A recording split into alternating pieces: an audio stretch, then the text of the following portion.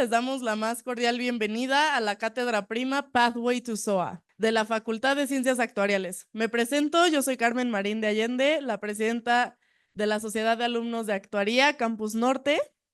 Para comenzar, les presento a las autoridades que nos acompañan esta mañana. La doctora Lorena Martínez Verduzco, vicerrectora académica.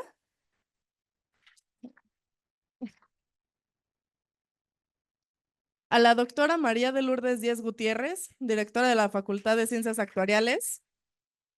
Y por supuesto a nuestros invitados de honor, Tim L. Rozar, FSA, MAA, CERA, President and Chair of the Society of Actuaries. Ben Marshall, FSA, FCIA, CRA, MAAA, Regional Director, Americas, Society of Actuaries. Y Carlos Arocha, FSA, Managing Partner, Arocha Associates, GmbH, Zurich, y egresado de nuestra generación 84. Welcome, we are honored to have you here. También le damos la bienvenida a nuestros profesores y alumnos y una mención especial a los que nos acompañan de las universidades hermanas Campus Puebla, Jalapa y Campus Querétaro. Cedo la palabra a la doctora María de Lourdes Díez Gutiérrez para que nos dirija unas palabras. Dear Lorena, distinguished guest from the Society of Actuaries, Tim, Ben, Sofi, esteemed colleagues, students, and friends, it is a great pleasure and honor to welcome you all to Anáhuac University today. We are delighted to have a delegation from the Society of Actuaries here to present a crucial aspect of professional growth, the pathway to SoA. The challenges we face today, from global financial crisis to climate risk and emerging technological disruptions, transcend borders. To thrive as actuaries, it is increasingly important to adopt a global perspective, to understand the risk and regulations that vary from country to country, and to collaborate across borders.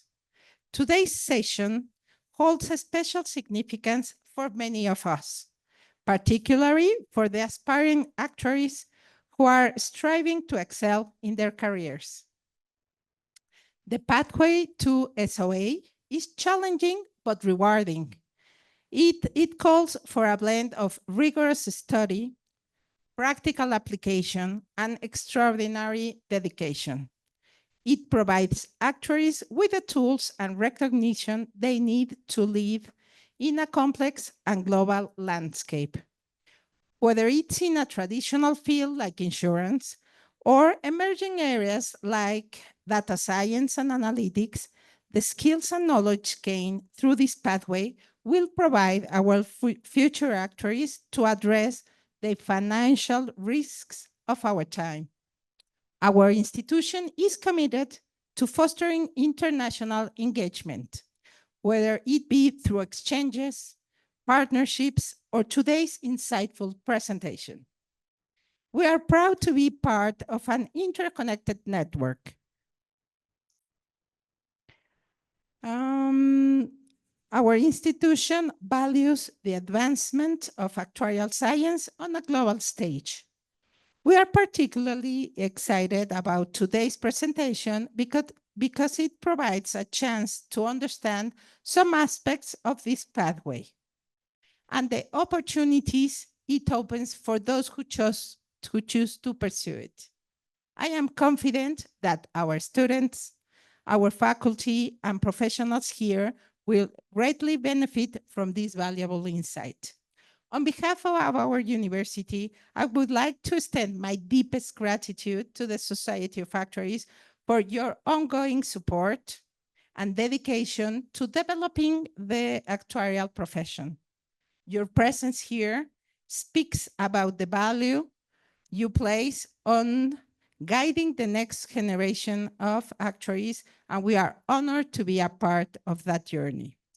Without further ado, let's welcome Tim Rozar, Ben Marshall, and Carlos Arocha from the Society of Actuaries who will guide us through the pathway to SoA and help us understand how we can make the most of this incredible opportunity. Thank you all and welcome once again. Thank you for your kind words. Next, we'll have a brief presentation about the way onto the certification of SoA, Society of Actuaries. The president, Tim Rozar, will then start the session in a form of a round table with all of our other guests, guided by Professor Carlos Arocha, will present and show us the way they have taken to be these really successful members of SoA. At the end, if time allows us to, we'll have a brief session of questions. Thank you. So I would like to invite, thank you so much for that introduction. I would also like to invite for this first part, my friend and colleague, Sofi García. If you'd welcome her, please. And Sofi is our developing markets lead at the Society of Actuaries. And when we have the Q&A later on, the question and answer session, if you're more comfortable asking your question in Spanish rather than in English, Sofi will help us to be able to understand the question. Con todo el gusto. Yes. So we do have a brief presentation deck. I'm going to stand to the side so you can see a little better. We'll have the panel discussion in just a few minutes. I want to say one thing too, before I forget, that welcome that you gave us at the beginning was so impressive and so meaningful. I've been involved in about 40 university outreach visits in the last 3 years. This was the very first time that everyone in the audience rose when we came into the room. So that was in that very nice welcome and all the applause. So thank you so much for making us feel welcome. It's great hospitality. So we have a presentation here. The names and roles of each of us, you've already heard, and they're on the screen there. So we'll move to the next slide. And so don't know how we want to trade off, but I'll speak to this first one. Actuarial science is a means. Okay. Oh. So actuarial science is a means to, so the three of us, Tim, Carlos, myself, have been actuaries for a long time. Things have changed in those years. Tim's the youngest of the group, even though he's the most senior of the group. But we are engaged as well with young people today in the actuarial profession. And these things are true of working as an actuary. A lot of job satisfaction. You have an opportunity to affect the world in a way that's meaningful and positive. There are many job options ranging from very traditional to very non-traditional roles. And typically working as an actuary, you get good compensation. The financial side is very rewarding. So if you would move to the next. So why don't we just trade off, and then if I, okay.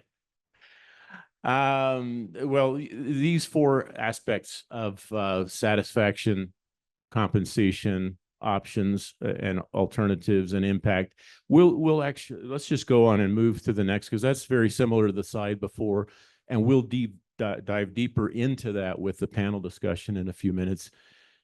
This one, so Yeah, this one I can definitely, en español, yo voy a hablar en español. Antes que nada, quiero decirles que es mi primera vez estando aquí en México.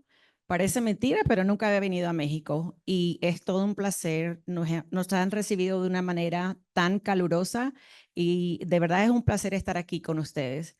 Yo les voy a hablar simplemente de un programa nuevo. Bueno, no es tan nuevo, tiene como 4 años, que lanzamos en la Sociedad de Actuarios. Quisiera saber más o menos cuántas personas saben lo que es el affiliate membership. Si levantan la mano. one person knows about the affiliate membership. Okay, so I am glad that estoy contenta de que les voy a hablar de este programa. Aquí tienen el QR code. Este programa es totalmente gratis. No los convierte miembros de la SoA, los convierte en miembros afiliados. Tienen una gama de productos y de actividades que son bastante buenas. Más adelante vamos a hacer un pequeño concurso donde vamos a regalar 10 becas para el examen P y FM. Entonces, lo único que requerimos es que por favor se junten al programa. Y el motivo que estamos haciendo énfasis en esto es que de verdad el programa es muy bueno. Tiene muchos beneficios como en la siguiente slide. Bueno, eso es. Esto es algo divertido. ¿Le puedes poner play? A ver, algo para la generación nueva. Bueno, sí, hace unos 4 años se hizo un estudio profundo sobre la profesión a largo plazo y una de las cosas que se descubrieron es que los estudiantes y el público en general no tienen ninguna conexión con la SoA. La SoA se siente como aquella cosa que hace los exámenes y más nada. Entonces, este programa busca la manera de involucrarlos a ustedes, de que tengan una comunidad con la que se puedan comunicar. Tenemos libraries, muchos cursos como en Python y en varias cosas y oportunidades de mentorship, que es fundamental, sobre todo cuando ustedes están empezando una carrera. Entonces, por favor, todos se me apunten y más tarde vamos a hacer un pequeño juego, un pequeño concurso, nada difícil, pero para que fluya la energía y ojalá pues tengamos cuando empecemos el juego, tienen que tener rapidez y obviamente contestar las preguntas correctas. Entonces, bueno, eso va a ser más adelante. Ben, I gave the whole thing about the affiliate membership en español. Yo creo que esa es la última. Esta ya es más repetición de lo que dije, así que ya. Bueno, eso va a ser más adelante. Entonces, lo podemos... no lo avances. We were going to do the game at the end. Yes, we're going to do the game at the end. So, eso es mi parte de mi presentación. And then Carlos, Tim, and Ben. Buenos días a todos. Un placer estar aquí también después de haber estudiado en esta universidad hace muchos años. Okay, so I'm here with Tim and Ben, very good friends of the SoA, and we are going to have I'm going to ask them to interview them with a few questions in order for you to get a better understanding what is the SoA, and also to compare educational pathways between the SoA and what we have in Mexico, in Universidad Anáhuac, in other universities in Mexico. Okay, so the first question I have for Ben is, can you describe briefly, what is the educational pathway of the Society of Actuaries? Sure. With the Society of Actuaries, it's primarily an exam-based accreditation system. However, we do have other educational components. We have two primary levels of designation with the SoA, one as associate and one as a fellow. But within the pathway, we're going to show you, this is our pathway to associateship, and this would be the one of primary interest to this group at the present time. All of the components that are shown in blue are exams, and I mentioned an exam-based system. We call it kind of a high-stakes system in that we have rigorous exams, but they give stakeholders such as employers, regulators, others in the profession, a knowledge that you have strong skills relative to young actuaries across the globe. So it's a global credential, and I want to speak a little bit of, I'm going to just quickly go through this real quickly. And then I just want to back up and talk a little bit about what the Society of Actuaries is. I think that's important to understand. I'm not going to go into details because you're not going to memorize this. This is on our website, but the blue components are exams. The yellow components are e-learning, online platforms. And then we have kind of prerequisites in the form of VEE. Now, Anahuac is accredited for all three of these VEE components. So you may already know a lot about the system. So I'm not going to go into any great detail. And then at the end of your track, if you pursue the full-fledged associateship credential, you would have a seminar and associateship professional course at the end. We do have smaller components of this system called micro-credentials. And I think that, yeah, they're going to move to those. So they align, these three micro-credentials align to each of them gives credit toward our associateship credential, but these are smaller components. And do you have those smaller components? So yeah, so if you remember the map of the full-fledged associateship credential, those three micro-credentials are basically components of, so for our pre-actuarial foundations credential, you have all of the requirements along the left-hand column, for actuarial science foundations along the next two columns, and then data science is a separate component. And we'll talk a little bit more. I know you have a question about data science. So actually, Tim, would you be comfortable we have a slide here about the SoA. And I think it's important to give context to what is the SoA? How many of you have a good understanding of what the Society of Actuaries is?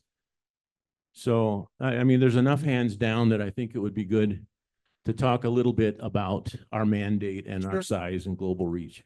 So, yeah, first of all, let me echo what Ben said. Thank you so much for the warm welcome and for all of you being here. I'm sorry for all of you standing in the back as well, but appreciate you joining as well. So yeah, the Society of Actuaries is the largest global actuarial organization in the world. There are a lot of different actuarial organizations in the world, though, so it gets a little bit confusing. The way I would think of it as you've got local actuarial organizations that serve individual countries, and often they're going to be affiliated with the regulation or the government, and they're going to provide the right to practice in that country. So if I want to practice as an actuary in Mexico, then I'd be a member of CONAC. If I want to practice as an actuary in the United States, I'd be a member of the American Academy of Actuaries. If I want to practice as an actuary in Canada, I'd be a member of the Canadian Institute of Actuaries. And that's sort of as it relates to practice rights. So the SoA does not bestow practice rights. We provide education and research. That's our primary mission, is around education and research. Now, many of those local actuarial organizations will look to the SoA for their education pathway. So if I want to practice in the United States, I'm a member of the American Academy of Actuaries, but American Academy of Actuaries grants me membership because I've passed the exams in the Society of Actuaries, similar in Canada as well. It is also a credential that has the benefit of being fairly portable from country to country because, as Ben said, it recognizes a globally consistent standard of education. Everyone taking the exams, no matter where they are studying for the same exams. They're taking them at test centers in a controlled environment. The pass rates are set in a centralized location in a consistent way. And they have the same, access to study materials and all of that. So it is a global credential in that regard. And to that point, you can see here on the slide that large portion of our members and candidates are outside of the United States. So about 20% probably are outside of the United States and Canada. with a lot of those being in China and Greater Asia, which is where a big part of our membership growth is coming from as well. So that's kind of an overall background. One other thing related to the Society of Actuaries is we do accreditation of different university programs. And I want all of you students in this room to know, if you don't already know, that within Mexico, Anahuac is our only accredited SoA institution. And just this year, that program has been recognized at a higher level than in the past. So we have what we call UCAP schools, universities and credit colleges with actuarial programs. And just this year, Anahuac has moved from the introductory curriculum recognition to the advanced curriculum recognition. So I want to call out.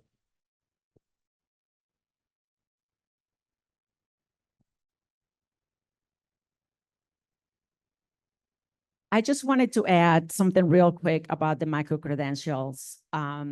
It is very important to know that they are stepping stones as you pursue your ASA. They give you a digital badge that will go with you no matter if you stop your education, your studies after getting one or two of the micro-credentials. The problem that I was having in the past, ¿por qué empecé a hablar en inglés? El problema que había en el pasado era que pues mucha gente no sigue todo el trayecto para hacer un ASA o un FSA y todo ese trabajo y todos esos exámenes que habían hecho se perdían. Entonces ya ahora eso no pasa. Si tu preferencia es simplemente de tener un microcredencial en el nivel 1 o 2, perfecto, y lo tienes contigo y eso le va a demostrar a los empleadores que tienes ciertos conocimientos y ciertos skills que te pueden ayudar mucho. Thank you. Okay, thank you. Well, just coming back to the slide with the different pieces of components.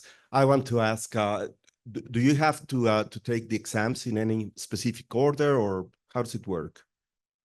Occasionally there are prerequisites. The further you get along the pathway, there are some prerequisites to take prior courses, but the starting place really is with our exams FM and P, which would be the financial mathematics and probability. Yeah. Those have no prerequisites and they are a good starting point. We also have online sample exams that you can take in preparation. And we could talk all day about exam writing strategies, and I'm not going to try to do that here. Yeah.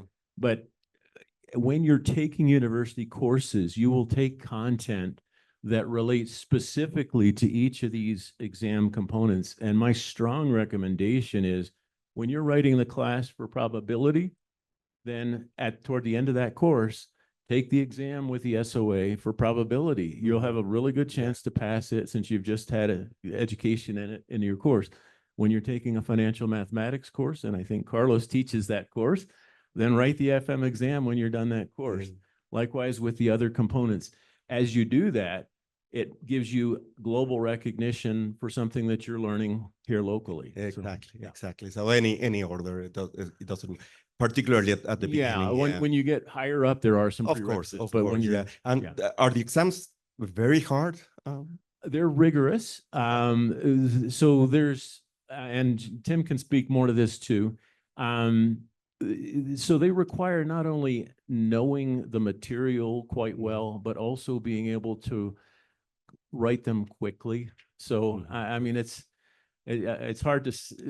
So if you're a perfectionist, like I like to be able to show that I know something, and so when I was again, I'm an older guy, so take it with. But I think it is still true today that knowledge of the and being able to work the exams, but also doing it quickly is still an important component, and letting go. So as a perfectionist, I like to, like, if I know that I can do it, I want to do it. But if you take a long time, like I'm doing on this question, and you will run out of time and you will fail the exam. So it's important not to be a perfectionist, like just work them quickly. If you're getting stuck on one, save it for the end and keep going. You won't need 100% on the exam to pass. Do the ones you know and can get quickly and then move on. Okay, now the reason replies by Ben are very long is not is because he's an actuary, but also he's a lawyer. He's a lawyer. Yeah, he has. I'm not going to two argue in this professions. one though. Yeah. So he likes to elaborate on his replies. And Tim, did you fail any exam? Yes, All right. How was Yeah. it? I failed many exams. Mhm. So the exam system has changed over the years. And that's, both in response to the needs of employers and the marketplaces and, changes in, new material gets added, older material gets taken off, et cetera. But when I started taking exams, it was a completely different system where the exams were much smaller, but you had to take a lot more of them. The current system, if you add them all up, and then the fellowship admission, the fellowship pathway is changing too. So I don't know how many exams total you'd take, 8 or 9, 10, something like that. When I was taking exams, there was, 25 plus, but they were smaller. So ideally you'd sit for 2 or 3 exams every sitting.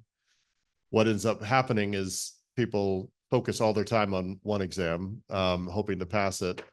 And I think that the goal of implementing that system was to allow people to make some progress and, get through it faster. And I think it had the opposite result. But anyway, yes, I failed 9 exams in my pathway. Yeah. And we still elect you as president. And I still elected, yes. Yeah. Well, I failed there once too. So I ran All for right. president once. Nothing happened. So you just you failed. You try keep it moving. again.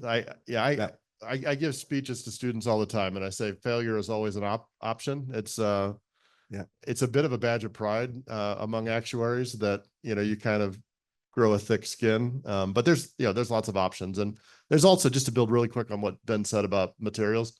There's lots of study materials out there. There's third-party exam prep providers that aren't affiliated with the SoA, but they do great work and great support as well. So there's a lot of resources to help you get through the exams. Yeah. Could I just add one thing to that? And it's just the mindset. So my expectation is that everybody in this room is good at math. And probably when you were in high school, you were top of the class, you took honors courses, you probably made straight A's. Here in university, you're challenged more and it's more difficult, but you're probably still not failing many courses. Some people get to the professional exams of the Society of Actuaries or other actuarial organizations, and they've never failed anything in their lives. And that's quite common. And so the message here, I think Tim and I are sharing with you, is don't get discouraged. Like if you write that first exam and you fail, that doesn't mean you can't be an actuary. Almost every actuary in the profession has failed exams before. So keep to it, learn from your mistakes, and keep going. Okay. Yeah. I also failed a few exams. I failed the first one 3 times, by the way. Yeah. So I'm okay. I'm resilient. So this is just to tell you that exams are very rigorous, but if you study, you prepare yourselves, and well, if you don't pass, you can try again and again, and eventually you get there. And sometimes the timing, being able to work rapidly, that timing is the problem. It's not that you don't know how to do it; it's doing it quickly. And the way around that is to get lots of old practice exams and do them in a timed environment. Teach yourself to work quickly so that on exam day you're not panicking when you get stuck on a problem. Okay, let me touch upon data science and machine learning. Is this somehow incorporated in the SoA curriculum? Yes, you'll see in the exam system here, the predictive analytics exam is very much geared toward utilization of advanced skills in technological skills embedded throughout some of the modules as well. You'll have strong components there. Yeah. So like Ben said, we also have the micro credential for predictive analytics. Which is some of the components. You've got the predictive analytics exam. You've got the e-learning module, and then there are things throughout all the syllabus where there are practical applications of data science that are built in. One other thing I think we've also recently, and this is probably geared more towards professional development for actuaries, like me, that maybe went through an exam system that didn't have predictive analytics, that are now trying to catch up to all of you that know these things and are, coming for our jobs. So we do have some professional development, including a certificate program on predictive analytics, which has been quite popular. So there's some additional resources available as well, even outside of the pathway. Mhm. And if you were to choose, let's say that you were back in time and you were offered the choice of actuary or data scientist, which one would you choose? Well, that's an easy answer, right? There's only one answer there. No, so here's the reality. I have a lot of empathy for students trying to make that decision, especially so early, in their career, because you look and say, what are the jobs available? What are my interests? So I don't judge anyone for making a decision one way or the other there. What I would say is that, to me, the actuarial credential and really the social purpose and role that we play in economies, helping provide financial protection, helping secure people's, legacies. Like, to me, there's like a social purpose to the work that we do as actuaries. And you can be a data scientist and work in different fields, but it's really kind of, mathematical, running models, calibrating models, predicting whatever it is that you're predicting. To me, that's personally appealing, is the role of the actuary. The other thing is, like, being an actuary, you're part of a profession. To me, being a data scientist, you have a job. Like, and there's difference. Like, when you're part of a profession, there's a community, both within your country and globally, of other people in that profession. You have to abide by a code of conduct. You're required to stay up with your professional development. You have other opportunities for networking and mentoring and engagement. You're subject to a discipline process if you're not, acting with, ethics and values. And, to me, again, there's something more inclusive and warm about that. But, everyone, has to choose what's right for them. Okay. Yeah, Okay. I'd really like to comment on it too. Sure, 'Cause, sure, one of the please. benefits that I see that people don't talk about often, but I think it's very important. And that is that when you're pursuing actuarial studies, you'll get a lot of support in university, but if you continue on, at least with the exam-based system, you do a lot of self-study. You learn how to learn on your own. And the skill of self-study and learning on your own as an actuary is something you wouldn't find in data science, but is something that will serve you well throughout your career, because things change over time. The things I learned 30 years ago in school are not going to help me a lot in today's world. But as I became an actuary and I learned how to study on my own and how to learn new things on my own, that skill has allowed me to develop and change over the last 30 years. And it's served me incredibly well. And it's a skill that I might not have gotten had I not become an actuary. All right. That's good. And what advice, I don't know if which one wants to take this one, would you give to aspiring actuaries who want to get involved in climate change? Yeah, so there's a lot going on in the world in Yeah. climate change today. The SoA is a leading actuarial organization in that regard, but we collaborate with many actuarial organizations because obviously climate change isn't a US issue or a Mexico issue, it's a global issue. And so we are doing, with our SoA Research Institute, a lot of research related to climate change. In our curriculum, we're starting to embed more climate change ideas and information. We do have a couple of, or at least one relevant certificate program that Tim alluded to. We have a climate change, climate risk certificate. But in terms of working in that space, there are some roles that are very directly related to it, some that are very indirectly related to it. We have people working in governmental organizations, or even in the very large insurance companies are taking into account the effects of climate change in their research and even in their financial reporting and their reserving and valuation. When you work in property insurance, like there's the property and casualty, the obvious impact from whether it's crop insurance or whether it's flood insurance or hurricane insurance. There's many roles, but as climate change and the impacts of climate change become more obvious and more ingrained in the financial world and the impacts that climate change has in just a wide array of financial services and financial impact, the ability to incorporate the financial impact of climate change, whether it's research, it's insurance or other roles in the so. Anyway, I'm getting too long-winded again, but direct and indirect impacts, and particularly in property and casualty, there's a lot of work going on and a lot of roles available. And team, where do you see the profession evolving in the, say, next 10 years? Yes, I think I step back. There was a presentation yesterday. We were at a conference yesterday, and one of the presenters was talking about the future of the actuary is actually going to, in some ways, go back to the foundational core of what actuarial science was. Reflecting obviously all the changes that are coming on the horizon. So artificial intelligence is going to be a huge driver, increases in technology.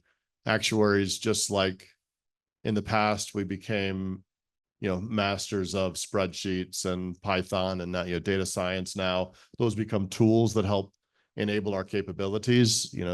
AI, generative AI are going to be things that work alongside actuaries in the future. So I think that's probably the direction that you expect me to say, is that there's going to be revolution as it relates to that. But I think fundamentally it sort of circles back to the role of the actuary is one that is grounded in the social purpose of the industries that we're serving. Like fundamentally, we understand risk and uncertainty. We put a financial price on risk.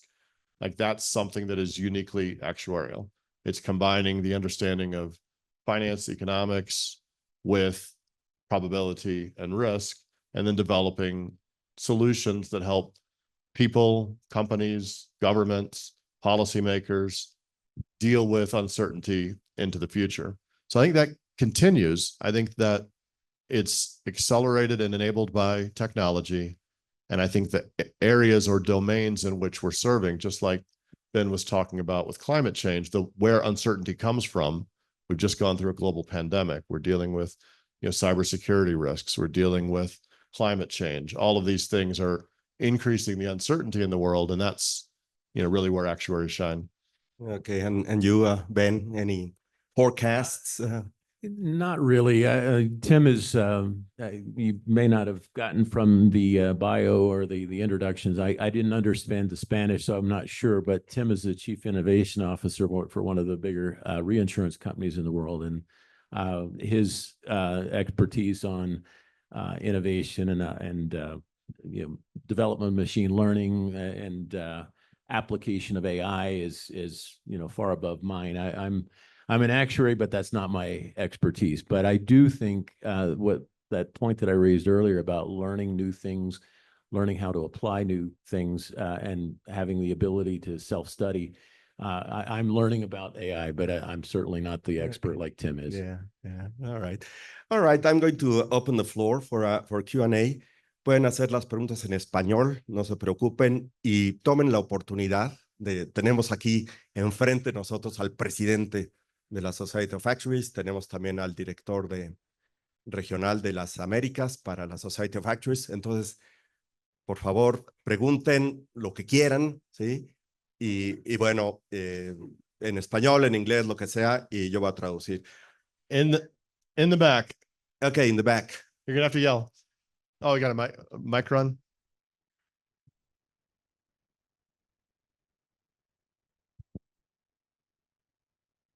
We're having a relay race with the question. Yeah. Oh, you have a question? I hope, yeah. Oh, yeah. We have one, and then there's one in the back. Go ahead. Just say your name and your question.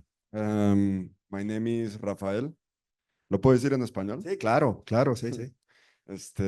Mi pregunta es, por ejemplo, ¿cómo podemos sacarle provecho al AI para, no sé, analizar tendencias o algo así si nos interesa trabajar en cripto? Okay, so the question is how can they take advantage of AI if they are interested in working in things like cryptocurrencies? So I think that this is one of those areas where, you know, there's lots of resources available publicly, you know, available through, you know, YouTube, through other kind of outlets. So, and I think that's where most people do it. It's sort of the self-study that Ben was talking about. You know, within SoA, you know, we have, you know, more and more webinars and other content coming out that's around AI that people are dialing into.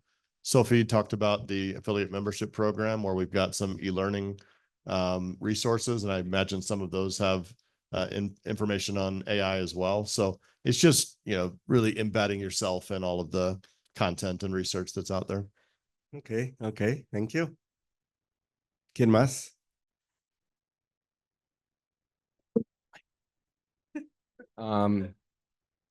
Hi, my name is also Rafael. At the beginning, Okay.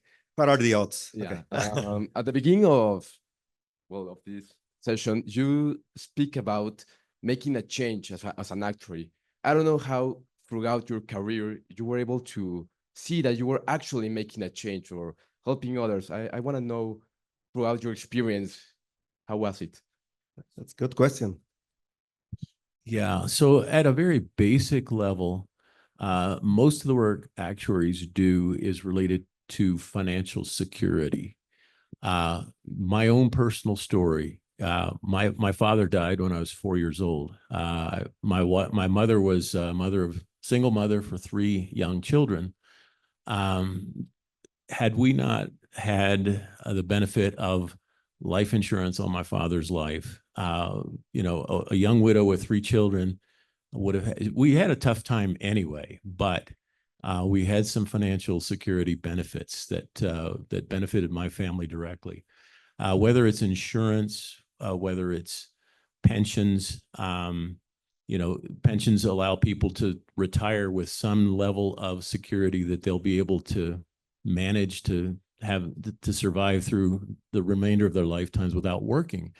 Health insurance is a huge benefit that allows, depending on the national health insurance or health system, allows people to get medical care if they need it.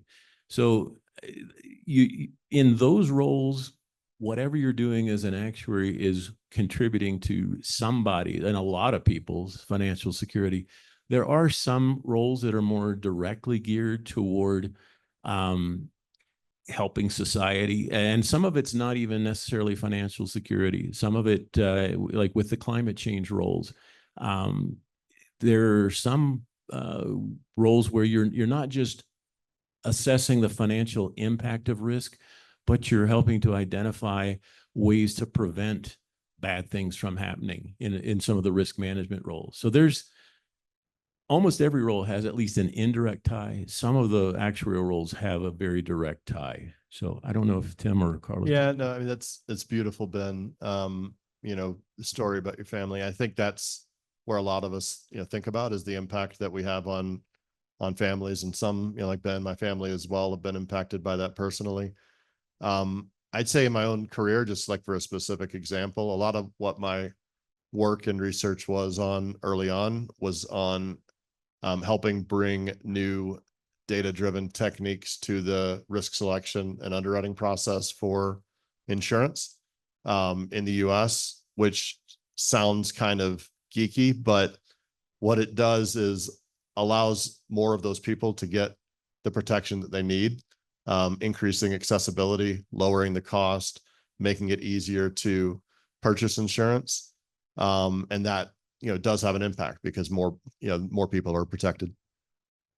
I'll add one other thing. The Society of Actuaries has become much more active in recent years in what's called the DEI space, diversity, equity, and inclusion, and recognizing that Some segments of our society, people groups within our society are either underrepresented or unfairly treated through biased data and that sort of thing. So one additional way in which actuaries are becoming more involved in serving society and its needs better is to identify where certain people groups are are being unfairly treated or have biased data. Like when we talk about AI, there's whole initiatives going on about how to reduce or eliminate bias in the use of AI, and actuaries are kind of at the cutting edge of that work to treat people fairly and to treat people groups in a way that's not biased. So, Thank you very much. Have we gotten a mic to the back yet? This guy's had his hand up for like 10 minutes here. I mean, Go ahead, and then he's next. Go ahead. well, my name is Alberto, and my question is more related into the innovation. Like you speak about how our career as an actuary has to innovate with these new techniques of AI. So how our foundations will not only innovate with the AI, but also help us implement new things like AI is now, how us can like develop new things like will surpass AI. Right. Yeah. So a couple of things kind of in that question. You know, the new waves of artificial intelligence, you know, in their nature are generative, meaning that they create content, they create you know, images, like that's something that's new and different. I think though there is still an element of innovation, creativity that is uniquely human.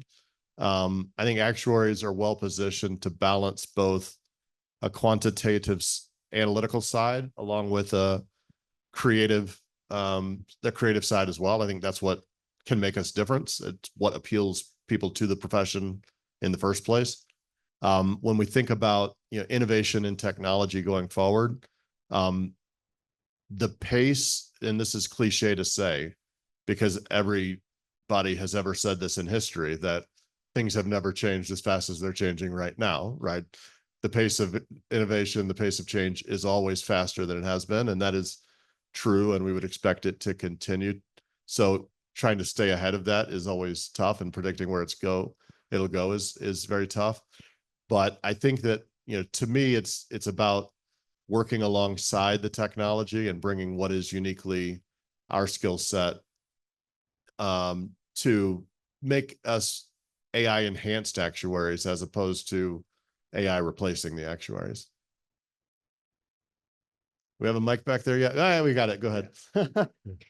Well, my name is Emilio. First of all, I want to thank you all three for being here, mostly because I believe that sometimes opportunities and as a consequence, personal success, it's like out of reach, not because of lacking skills or knowledge, but the right information. So thank you all three for sharing what you know. My question, let me take you through it.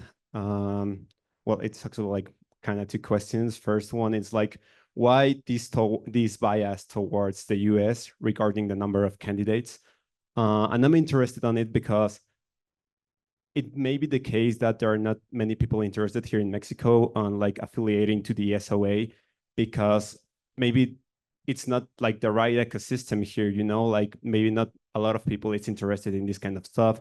Maybe there are companies that are not like dedicating their resources to like, as we have previously discussed, you know, like to improve people's life, people's quality of living and stuff. And my second question would be like, how good or how helpful can the SoA affiliation be for us to help us tackle like certain cultural barriers that could allow us to like position ourselves in other markets? Yeah, thank you for the question. What I start out with is SoA is a very old organization, 75 years. I'm the 75th president of the SoA, and it has roots going back even further. And those roots do trace back to the United States. So, you know, in terms of the global growth of the SoA, it has been more recent, right? So our core base is a lot of members in the United States, a lot of members in Canada, And we've been growing more and more globally. I think what attracts global candidates to the SoA is a few things. One is it is a global credential. So we hear this a lot in Asia as well, in the Middle East, other markets where we're growing quite quickly, is that there is, number one, for when you're working in the local market, which we think is very important. You know, the recognition of a global credential, you know, does carry some value to employers. Also gives you sort of a certain individual level of accomplishment that you've, you know, sort of at the same level of, you know, rigor and standards as your global peers. Employers also understand that, especially global employers. And in the insurance industry and in other industries, you're seeing increasing power of large multinational corporations. You know, think of a MetLife or a, you know, WTW, or, you know, these like large global employers are wanting to know that the quality and standards of the employees are, you know, transferable. And if you're an employee, then it gives you the ability to move from one market to another if that's of interest to you. I work for a, you know, large global employer, you know, that I can tell you, the career paths are, you know, quite large for the individuals that are wanting to move from Hong Kong to China, to the US, to South Africa, to Australia. And we have a lot of people that I work with that have taken advantage of that. And they take advantage of, you know, the support that the company gives to help them advance their career through, you know, globally. But they have the confidence to know that their training, you know, is portable and moves along with them as well. So I think that's, you know, that's kind of how I'd answer the question. I don't think there's a US bias in terms of content. It's just a path dependence, right? We started as a US company, as a US organization, and still have a very strong membership base in the US that continues to grow and we continue to serve. But the largest growth as a percentage is definitely outside of the US. Right. Yeah. I was just going to piggyback on that. So when you say, you know, you see the bias toward the US, when Tim alluded or mentioned earlier that 20% of our members are outside of Canada and the US. So of those 80% that are in Canada and the US, like 65% are US, 15% Canada. But that 80%, if you go back 12 years before we started our global outreach initiative, that number outside the US, instead of 20%, would have been maybe 1%. And that 1% would be people that were educated in the US and then moved somewhere else. So the trend, as Tim mentioned, is much greater internationally than in the US or Canada. Right. The 20% of our members, like actually 30% of our students, over 30% now, are outside of Canada or the US. And the value for SoA education used to be, it was a pipeline to allow you to, if you wanted to study in Mexico or somewhere else and take SoA exams, well, it was the primary means, as Tim mentioned with his company, you know, a lot of portability to go elsewhere, whether to the US or it's recognized across many countries now. But what we're trying to do more is to supplement and collaborate with the work of the National Actuarial Association, such as CONAC and AMA and AMAC here in Mexico, to provide additional tools to develop broader skill sets and have a much broader global connection to the profession. So there's a real value there, but it just inherent in your question, it sounded like you were seeing that 20% as an indication that, well, it's not that relevant here in Mexico or globally. That 20%, if you go out 5-10 years from now, maybe 40%, maybe 50%, it's growing all the time. Okay, see. Well, hi, my name is Pilar. Tim, you talked about failing the exam several times. I'm barely a first semester student, but I have already heard over and over that actuaries need to learn to tolerate frustration and deal with failing over and over again. And what would you say about that ability being like useful for actuaries? Yeah, it's not something that I'm proud of necessarily, right? It shouldn't be a sign of pride. I have plenty of other colleagues I work with that have passed all their exams on the first try, and I look at them with admiration and respect. So I wasn't trying to fail. But I will say that the pass rates are comparatively low relative to, what you might expect if you put your work in and time in a university course, your expectation is to pass. Should be the same on an actuarial exam, but the pass rate's just lower. So you just have to, you build up a thick skin and you kind of work through it. Yeah, becoming an actuary, at least through the SoA, is a combination of abilities, intellectual abilities, hard work, and perseverance. And that perseverance piece is the willingness to go back and take another shot at it. Yeah, ideally you don't wind up doing it multiple times over and over again. And if there are people that don't make it. And so I don't want to mislead you. I would highly encourage you, don't abandon it on the first try or the second try or the third try. Ultimately, if you take 8 shots at an exam and can't pass it, well, maybe it's not the right path for you. I don't know. Yeah. One thing I'll just say really quickly, I think there has been a shift. And I say this from the perspective of the board of directors. The SoA does not want your experience as a candidate to be one that's adversarial with the SoA, or where we're trying to screen out people. We really want to support the success of candidates. So we're actually looking at candidate retention in a favorable way, meaning that we want people to Ben's point, you start the exam pathway and you really are committed to it. We want people to get all the way through ASA, all the way through FSA, if that's what they aspire to. And there's been a lot of changes, but we haven't talked about the FSA pathway at all, but it's going to move into the ASA pathway too.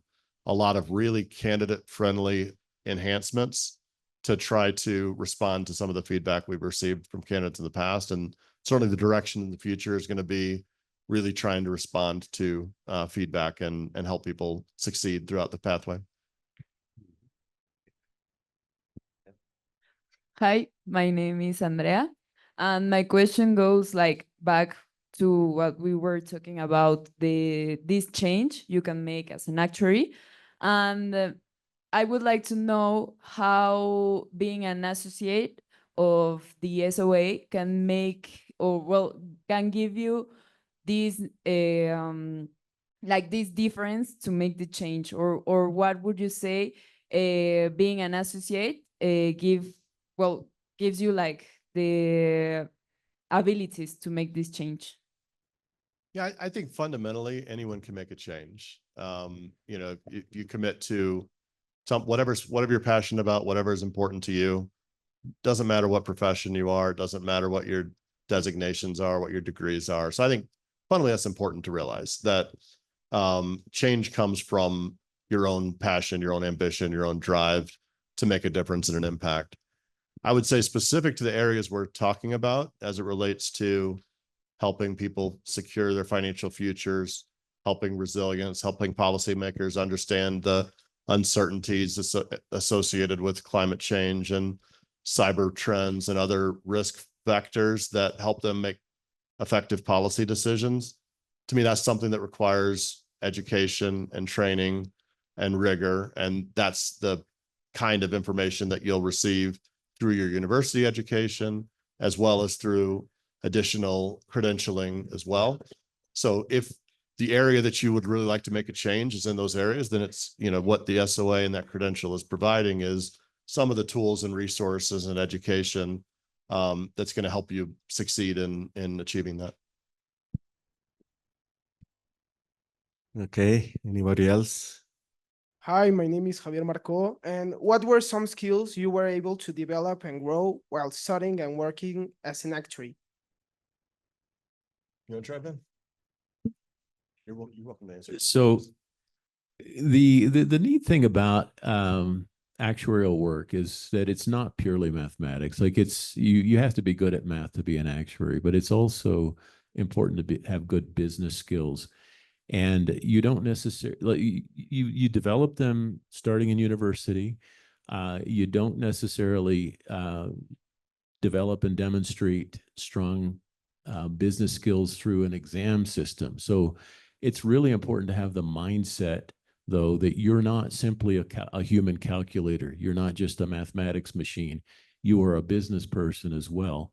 And like bringing good insights to the business world, and even perhaps with regulators and policymakers, as Tim was alluding to, a few of the types of skills that are really important. One would be communication skills, and especially when you're dealing with non-technical people, to be able to put technical ideas into understandable terms. But at the same time, you have to be credible with people who are highly technical. And so being the communications with them may take on a different tone or a different content. And it's important to really understand your stakeholders. I don't know if the word stakeholders translates well, but the people who are your target audience, you have to understand your audience.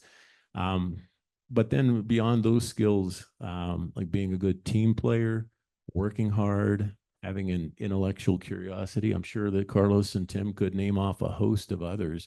But being a good person, as well as a good business person, as well as a good mathematics machine, I think is all important. Yeah, the way I think about it is going through an actuarial pathway. Yes, you learn the content that's on the exam at the time that you take it. And of course, that's going to change by the time that you're working, and you're going to have to continue to learn new things. But it also grounds you in, in some of the broader skills that Ben was talking about. If you look at my career, right now, in my job at RGA, not SoA, but at RGA, yes, I'm an actuary, and there's sort of a value that comes along with that. I work for a company where there's a lot of hundreds and hundreds of actuaries. But I oversee marketing and communications and enterprise strategy and R&D and things that are not like fundamentally actuarial. But yet the actuarial skills still are kind of at the core of how I think about things, how I solve problems, and you learn to be a problem solver. So, and then ultimately how to communicate and think as a business person. And I second you regarding communication. I think this is a very good skill that it's going to propel your career. If you are able to speak, to articulate a letter, an email, if you can convey your message in a meeting, this is a skill set that is going to be very, very useful to you in your careers. So we are basically trained as problem solvers, as analytical people, good at mathematics and everything. But nowadays, it doesn't matter if who does the regression or what is a regression. Anybody can do that. But communicating the results or interpreting the results, this is a more sophisticated skill, and this is something that you learn as you progress in your career.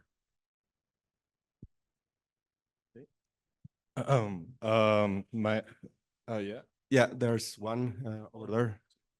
Yeah. Go ahead. Yeah, go ahead. Okay, hello, my name is Bernardo, and Ben said that 30 years ago, right now he's not using the tools he used to, they teach you in college. And I want to know, like, how in the SoA, especially in the pathways, do you handle this change of innovation? Like, are you changing your exams content every year, or how do you manage that? Yeah, well, I didn't mean to convey the idea that what I learned 30 years ago was completely irrelevant.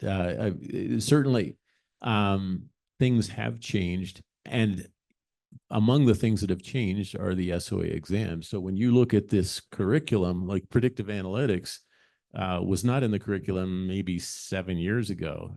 We do have an assessment on an ongoing basis for curriculum changes to make sure that the content that you're learning is relevant today.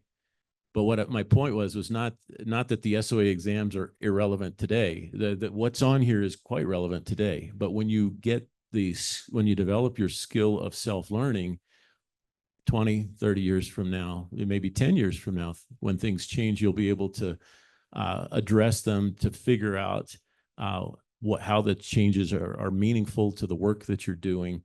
And as well, as Tim said earlier, as part of a profession, we have continuing professional development requirements.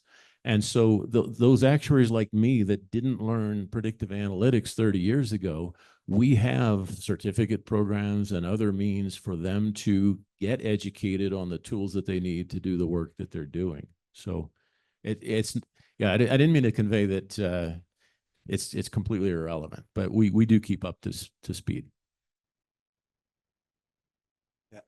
Okay, I'm going to one more. Okay, one more, and then yeah, and then we go to the.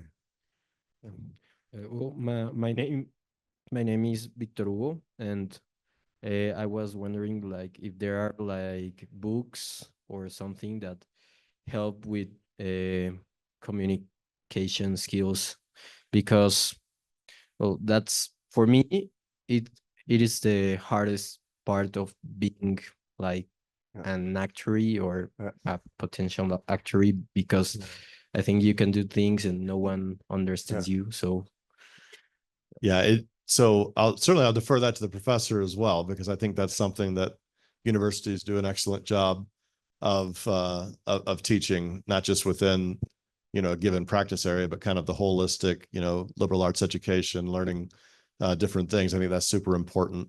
And the SoA plays whatever role we play. We do have a decision-making and communications module that's part of the pathway that does that. There's project components that really help you communicate the results of the work. The whole strategy for the education part has been moving. There's this pyramid they talk about, IQ, AQ, EQ, which is kind of at the base levels, just the IQ, kind of just the knowledge, but then emotional content, adaptability content, really trying to elevate those components. That is getting built into the curriculum on the pathway. But I'll tell you, I do an awful lot of public speaking, and I was really scared and really terrible about it early on in my career, like very, very bad. Like you would have looked at me and said, that guy will never speak in public again. And you do get comfortable with it. So that's all I can say. Some of it's just by practice. But yeah, there's certainly education courses and other things that you can get involved with too. So actually, you kind of addressed it there at the end, but I was just I'll emphasize it a bit more. So there are some really good books, and I can recommend some in English, but those will only take you so far. They'll give you ideas about how to do things, but you don't actually learn how to do things until you do things. And so I would encourage you very much, even here in university, when you're in a course where you're able to do a presentation in the class, or there are sometimes, if you're interested at all in theater, I don't know if you have theater courses here, but like do extracurricular things, look for opportunities to engage, whether in a public way, such as a presentation or being in a theater production, or just within like study groups. When you study together, like help each other to understand things, and you develop the skill of explaining things to others in an understandable form. So when you're studying with others, like just look for opportunities to practice that. Okay. All right. Thank you very much for being here. Let's give this gentleman a round of applause.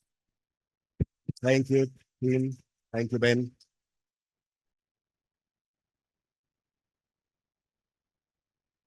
Thank you. Yes, and now we have a competition for you. Bueno, ahora vamos a hacer un pequeño juego competitivo donde tienen que ser rápidos y obviamente pues tienen que tener la respuesta correcta. Esperemos que la plataforma funcione sin ningún problema. Entonces, sí, vamos ahí. Sí, por favor, saquen sus teléfonos y se unen al Slido, que es el programa que vamos a utilizar. Y espero que las preguntas que estemos utilizando sean válidas para ustedes. Estas fueron tomadas de una actividad que tuvimos recientemente y se supone que no son tan complejas. La primera pregunta es, ¿estás interesado en tomar exámenes de la SoA? Vamos a ver. Espero que la respuesta sea lo que yo pienso, pero vamos a ver. No van a entrar a la aplicación, ahorita les va a hacer unas preguntas. La primera, ¿estás interesado en tomar exámenes de la SoA? Los que estén interesados, pónganse de pie. Muy bien. Es que no te muestra las respuestas. No, pero ahí están tus respuestas. Bueno. ¿Cuántas universidades UCAP hay en Latinoamérica? A ver, ¿cuántas? A ver, ok. Qué bueno tener una profesora porque yo no sé cómo hacer esto. A ver, ¿cuántas piensas que hay? ¿Cuántas UCAPs en Latinoamérica? ¿Una? ¿Dos? ¿17? ¿Alguien más? El correcto son 2. Well, firstly, we'd like to thank you very much for coming. We really appreciate your effort in coming here, and we really appreciate everything you taught us. And now we'd like to give to you some gifts for coming. Prof. Victor and Marce, please.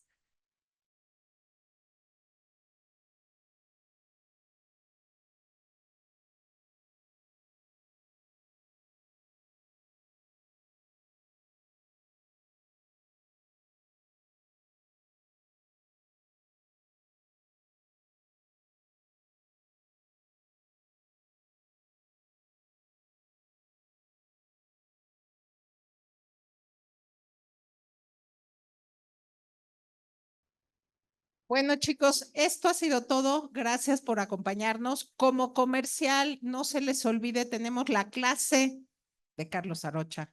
Es bien importante que la tomen. Justamente se trata de esto, de irlos preparando, irlos haciendo mejores para presentar los exámenes, ¿no?